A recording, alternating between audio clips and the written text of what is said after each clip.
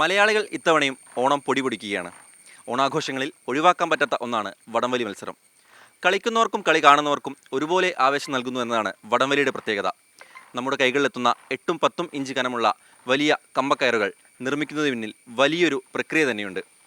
വർഷങ്ങളായി വടം നിർമ്മിക്കുന്നത് ഉപജീവന മാർഗമാക്കി മാറ്റിയ രമേശൻ്റെയും മകൻ ജസീലിൻ്റെയും വടം നിർമ്മാണ യൂണിറ്റിലാണ് നമ്മളിപ്പോൾ നിൽക്കുന്നത്. അവിടുത്തെ കാഴ്ചകളിലേക്ക് നമുക്കൊന്ന് പോയി നോക്കാം.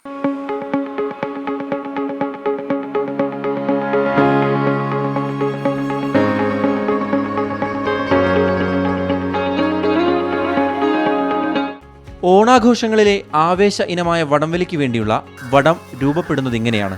ചൂടികൾ വേർതിരിക്കലാണ് വടം നിർമ്മാണത്തിന്റെ ആദ്യഘട്ടം. 16 ചൂടികളുള്ള 4 ഭാഗമായി ഇത് വേർതിരിക്കുന്നു. പ്രത്യേകം തയ്യാറാക്കിയ റാട്ടിൽ 4 ഭാഗവും കൃത്യമായ അകലത്തിൽ കെട്ടിവെക്കുന്നു. റാട്ടിന്റെ ലിവർ 4-5 പേർ ചേർന്ന് ഒരേ വേഗത്തിൽ കറക്കുന്നു.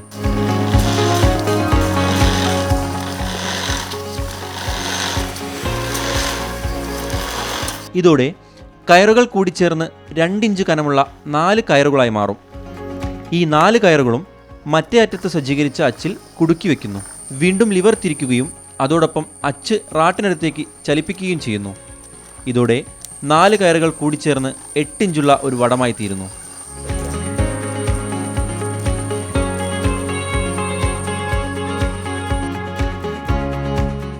രണ്ടറ്റവും മുറുക്കി കെട്ടിയാൽ വടം വിൽപ്പനയ്ക്ക് തയ്യാർ. ഒരു 5 ആൾ തിരിച്ചെങ്കിലേ ഒരു റോപ്പ് ഉണ്ടാവുള്ളൂ. 5 ആളും ഒരാളെ കട്ട വെക്കാനും ഒരാൾ ചങ്കിലി പിടിക്കാനും ഒരു 8 ആളെ വർക്ക് ഉണ്ടാവും ഒരു റോപ്പ് ഉണ്ടാക്കിയെടുക്കാൻ.